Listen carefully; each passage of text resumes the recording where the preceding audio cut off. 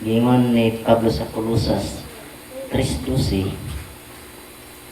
Ako rin nagantihan ang gingon ni Pastor, no? Ang unang speaker, Pastor Yuri. Colossians chapter 3 verse 12 to 17.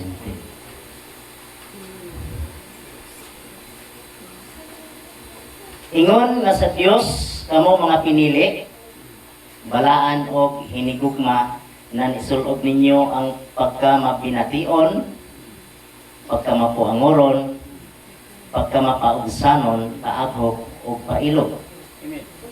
Nga maginantusay sa usa o usa kaninyo nga kung aduna may pagmahay sa usa batok sa usa, magpinasayloay ang usa sa usa, maingon nga ang Ginoo nakapasaylo kaninyo nan kinahanglan kang usab magapasaylo. Ug labaw ni ining tanan, isulob ninyo ang gugma nga mao ang nagabugkos sa tanan ngadto sa usa ka hingpit nga pagkaangay. O pahariya ang kalinaw ni Kristo diha sa inyong mga kasing-kasing nga ngadto sa maong kalinaw kamo sa pagkatinuod gipanagtawag diya sa maura nga usa ka lawas o magmapasalamaton kamo. Ang pulong ni Kristo papuya nga madagayaon gayud diya kaninyo sa mga tudloay o magtinambagay kamo ang usa sa usa sa tanang kaalam o sa mga awit kamo, mga salmo o mga alawiton o mga awit nga espirituhanon uban sa pagkamapasalamaton diya sa inyong mga kasing-kasing ngadto sa Dios. So kanang awit pwede na to na nga ma-convert sa to nga ang awit na to ron tinsong na to wala nyo dili ang mensahe ni atong kanahon, no? Amen. So mo na gingon diya sa 17, no? So salamat sa balik ng Dios, pwede na makapanglingkod. Amen. Hallelujah. So diha kita nagipatindog, no, sa ato ang buhi nga Dios.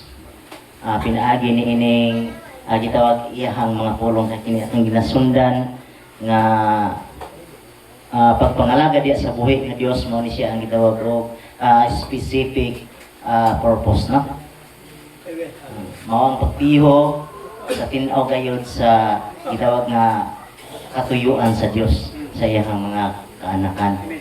So ato mang makita nga igsoon nga kining pagpangalagad, no, ato mang ay gisigutan to kaganina nga kining mga kaanakan sa Ginoo gipasaligan diya sa kasulatan nga nag-ingon siya sa Juan 5 atong ipasa Juan 5 versikulo 24.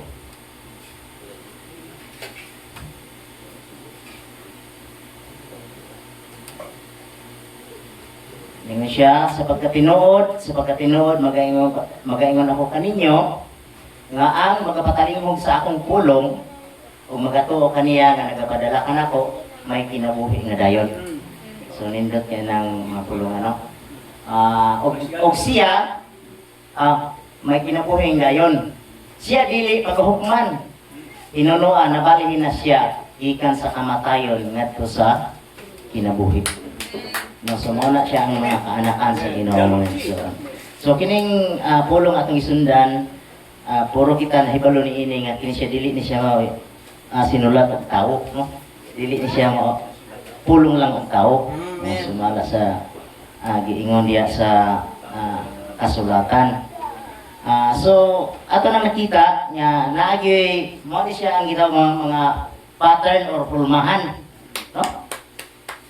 Nga kanang hulmahana atong ikot kuno diya brad sa quotation nga kanang tipasanan sa Cebu, no? Tipasanan.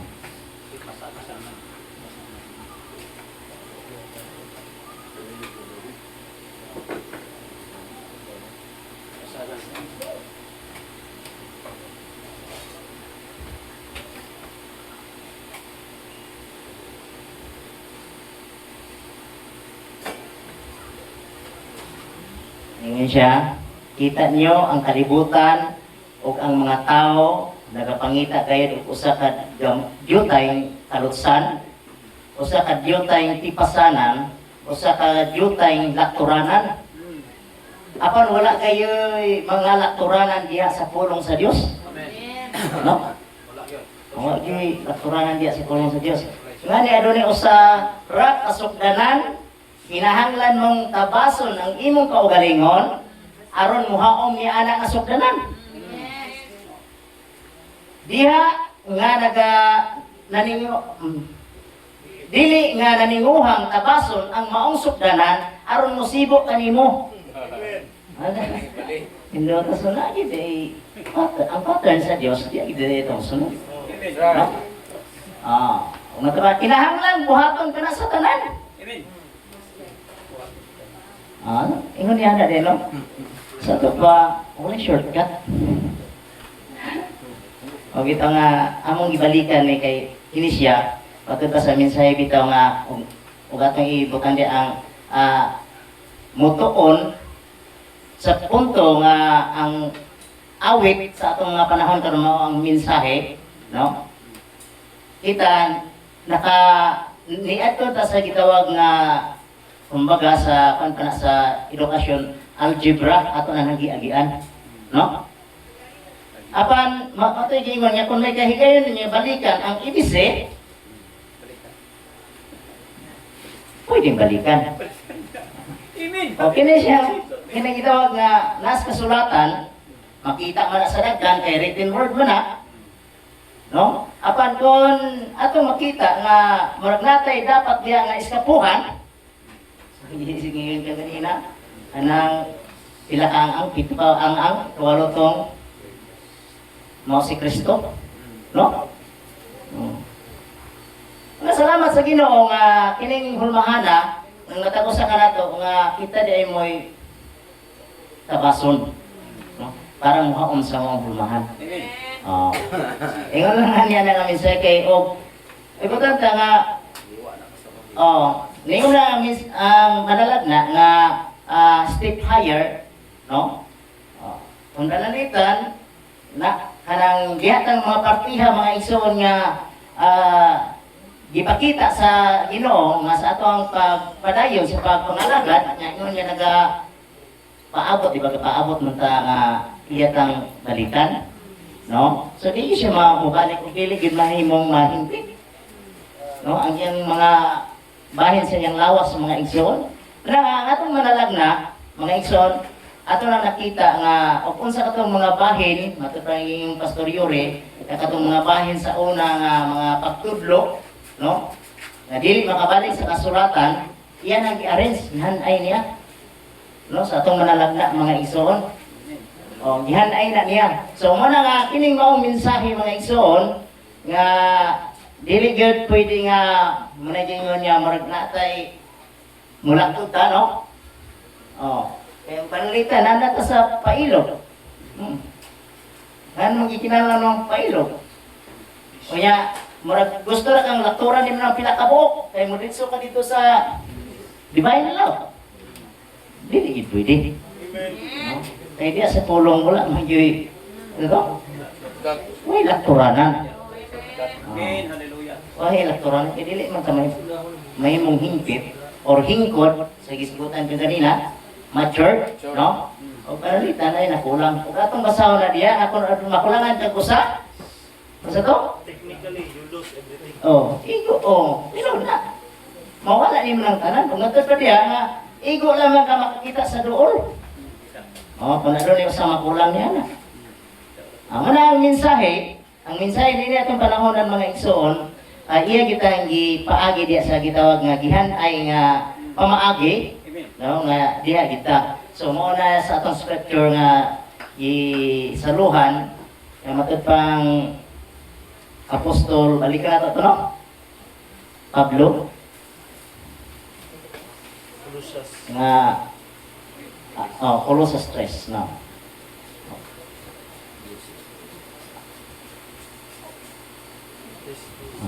Ito nga niya.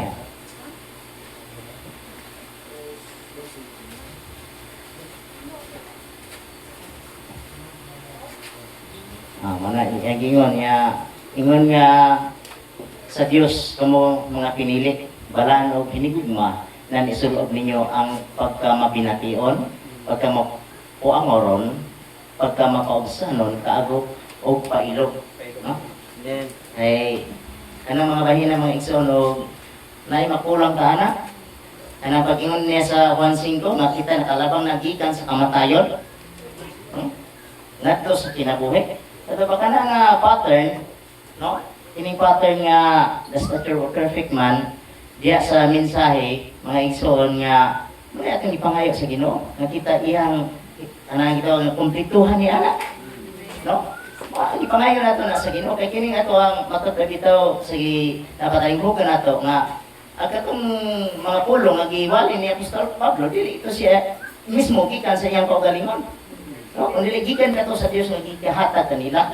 Muna nga, ang atong manalag na gani mga igsoon, salamat sa Ginoo nga kita, iyagit kita nga kuan ba? Nang gitawag nga gipaagi, no? Sa husto gayud nga agianan. Pasalamat ang anay manalag na. Kaya dito bitaw nga atong na nakita mga igsoon nga sa mga unang nagapanghitabo sa kalibutan mga igsoon, no? Nga kato si Eliseo nga sa gikuha na si Elias, di ba no, ang gipuli si Eliseo. O kana mga dapit nga giadto ang Eliseo mga igsoon, nga usa ka dapit dito nga adunay gutom nga iyang natuan sa maong dapit, di ba no? Dito siya. Kung sa diya nga ang mga tao dito kay gutom man tong mga panahon na, niingon ang tao sa Dios, sige, lakaw mo dito sa kapatagan, o panguha mo dito og mga ulutanon. So ang ilang nakuha dito, mga wild vine, no? O mga wild rose. So unsa may nahitabo, nasa diya na nga kato, nga nadala na nila, o ilang nagibutang dito sa ilahang kulon nga gilat ang sa maong kalayo. Huma sa pagkaluto ato, gidahan. O ang mga tao, misinggit, no? Nga adunay kamatayon sa kulon.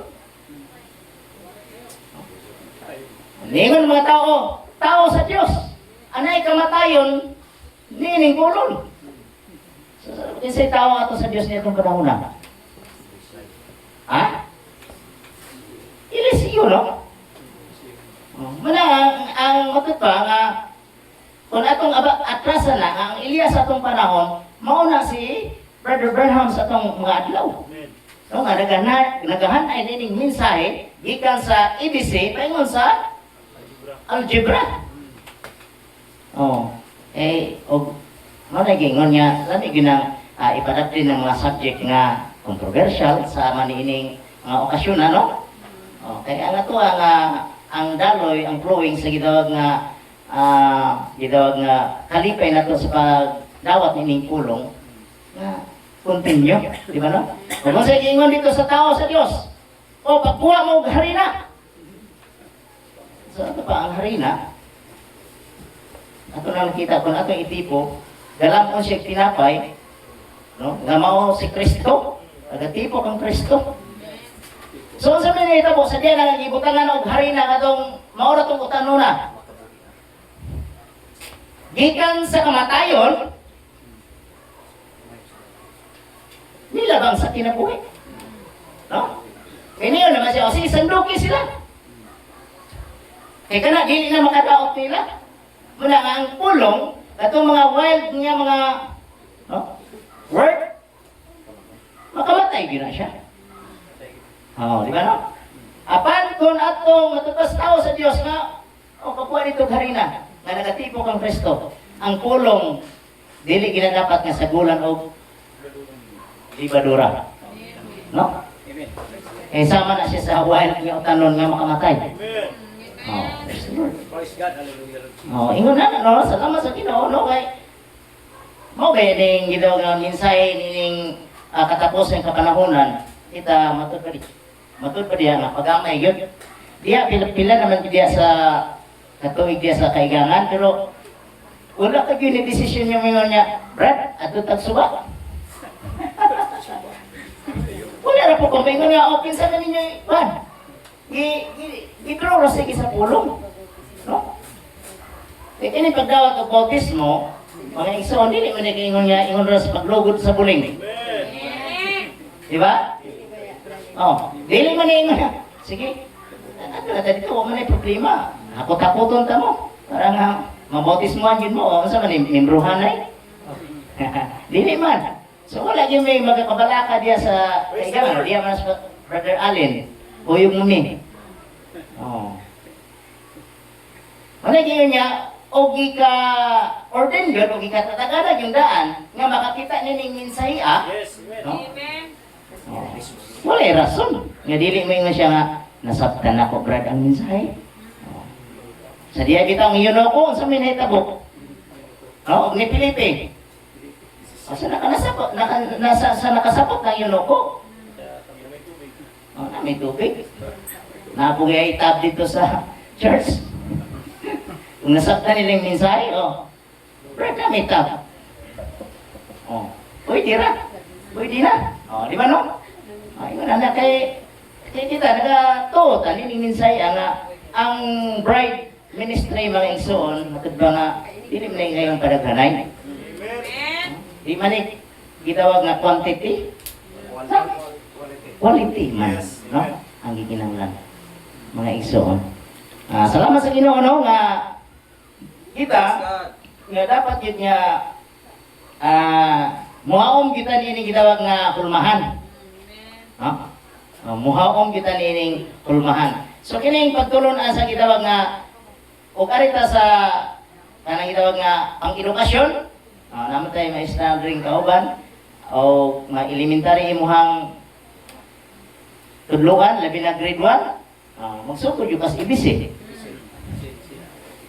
Apan sa mensahe, pag-ingon nga ng ibisi, kabalo na kung sana siya. Always believe Christ. No? Sana, why? Sana, pradali, kabalo na. Mga deep things na siya. Anang, YX, no? Algebra na siya. Sa ito, pamukha na siya, o involved na siya, read between in the line. No? Mystery na siya mga igsoon. Ito mga misteryo, akining mga misteryo gani nga atong gitawag nga kung ningon bitaw sa storyori nga og magministerial gani, nami ko nang naay usa ka adlaw nga atong ihatag. Kay para na kay tulo ka subject nga kuan pahalo na dili gid mabitin sa depende na pastor sa mag-host na. Sa ingon na nga salamat sa Ginoo nga ang Elijah sa atong panahon nga gatong mga wild nga mga doktrina, no? Iya na ginanggi anang gi kadapli na gina. Amen. Sa atong manalang na mga igsoon. So munay punto diya nga ang mga anak sa Ginoo matud pa nakalabang nagikan sa kamatayon. Ay balon ta. Kanang kaya gikan sa kamatayon ang ato nang daan nga pagkatawo. Oh. Makita mo gud ato na ug atong bahino ng pass from death gikan ka sa kamatayon. Makita nato na sa sulatan gani. No? Kung napaka sa kamatayon, ang Galacia 5:19-22, tupa ko diya ang tao. Apan dito na ka sa kinabuhi, ato na ka versikulo 23 o 26. Ay wala, no? Yan na ang mga kaisunan. Daghang salamat sa buhi nga Dios nga kita sa atong pagpangalaga diya sa Ginoo nga adunay kita gitawag nga pagtino o pagpiho sa katuyuan nga kita nagmaingon ni Pastor Arnel nga kita nagtrasyahan, no? Managingon nga God who is rich in mercy. No, ang atong gitawag nga pagkatino ug pagkapinili ato pang Apostol Pablo grasya na. No?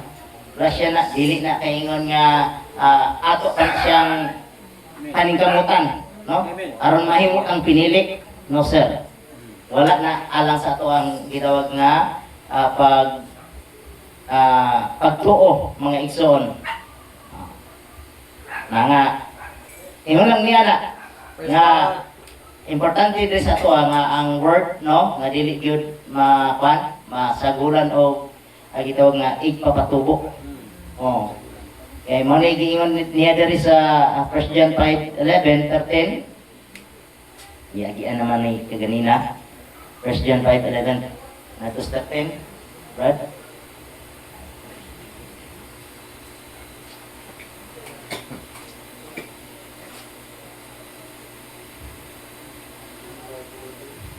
Hmm. 11 natos 13. Og ang pagpamatuod mao kini nga kita gihatagan sa Dios og kinabuhing dayon og kini kinabuhi diya sa iyang anak. Ha? Og ang nakapanag-iya sa anak may kinabuhi. Apan ang wala makapanag-iya sa anak walay kinabuhi. Ano? Ini mga butang gisulat ko kaninyo nga nagpanoo sa ngalan sa anak sa Dios aron kamo masayod nga kamo nakapanag-iya na sa kinabuhing dayon. Mga unsa man ni sa atong panahon kanang gitawag nga anak nga sa isgutan ganina mao ang pulong sa Dios. O mensahe sa ato ang kapanahonan. Nga atong nakita nga bisan pa gani kon atong balikan ang gitawag nga pagsimba dito sa Israel, mga igsoon, ano man yun nga pula man yun ang ilang ihalad, pula man nga kulor. Red heifer, no? Oh. So, na sila'y nakita, no? Nga gihatagan sila kuan sa Ginoo nga kanang yun dapat ihalad. Nang klasiha o mananap. Red heifer. Oh, ano man? Oh. Kaya ang pula, matod pa nga, unsa man tong halad, para ang kinsa tong halad, alang kanila. Di ba no? Oh, ang ilang sala, o atong sala, pula, o ang ilang halad, pula usap, sa kamumorsol ka putik. Oh, di ba no? Mao na, alang ka na to sa grasya sa Dios. Nga sa pananaw sa Dios, no? Nga kini gihatagad kinabuhing dayon nakapanag-iya sa kinabuhing dayon. Ang sabi yung panglantawan na, puti. No? Oh. Puti mga igsoon. Praise the Lord, di ba? Pastor Judy. Oh. Ingon na anak, muna nga salamat sa Ginoo. Kapay gamay nga akong ipakigbahin nga niingon siya nga diri sa kon ba Brad ya dinha ginasala. Parang muga na diya, dinha ginasala. Oh, saan mo niyong basa? Kuha na? Langas na kahit ano? Alas 10:40 ano? Kasing hindi. Ini, buwa na, right?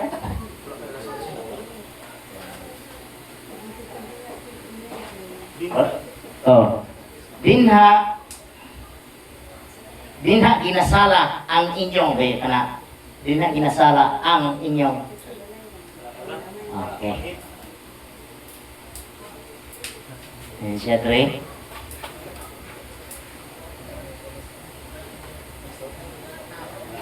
Oo, ang pulong sa Dios mao ang salahan sa usa ka taong nagahuna-huna.